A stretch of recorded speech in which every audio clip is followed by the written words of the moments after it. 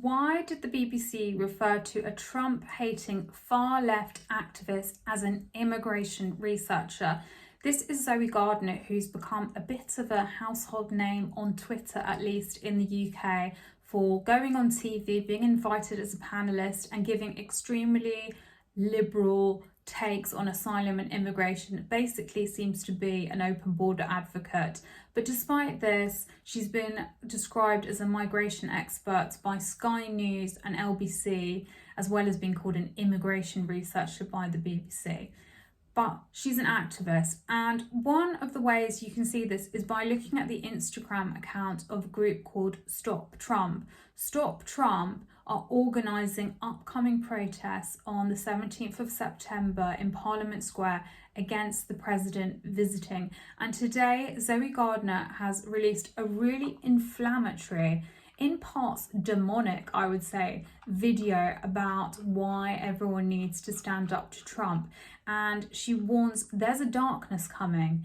And she also says on September 17th, Donald Trump comes back to Britain and the fight for our future comes to Parliament Square. And how our nation reacts that day decides everything about our future. What does she mean by react? What does she mean by fight? I think these are especially pertinent questions given one of the most horrific weeks many of us can remember. I'm talking about Charlie Kirk being assassinated in the US. This demonizing, inflammatory language needs to stop. And this video, if you watch it, it is just so awful. It even contains a fictionalized account of what a far-right uprising might look like in Birmingham and Liverpool, with people disappearing. And I'll also show you now part of it where a far-right character that comes across rather like the Terminator is on the march. You'll see what I mean by the word demonic. Say woke, we say weakness. They call it diversity, we call it dilution. I fight for the British Defence League. Now I'm asking you, stand with me, patriots together, keeping Britain pure.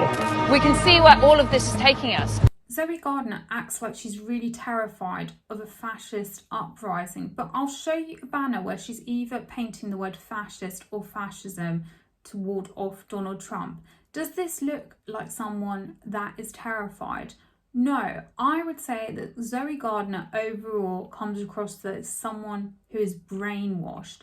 And I tell you why I especially think this is because she went to an activism academy called the New Economy Organisers Network. It has huge funding with funders including George Soros, and it churns out these activists. It even has scripts if activists need a bit of help knowing what to say on asylum and immigration. And when I say knowing what to say, that's the open border take. To add, another person that will be at Stop Trump, the protest on Wednesday, is Faiza Shaheen. She also is an alumni of the New Economy Organisers Network. And when you look at all of these people together and where they're organising, it all comes back to Pelican House, which is where Momentum of Jeremy Corbyn's Momentum is based, its registered offices, and Corbyn will also be at the protest on Wednesday. Surprise, surprise.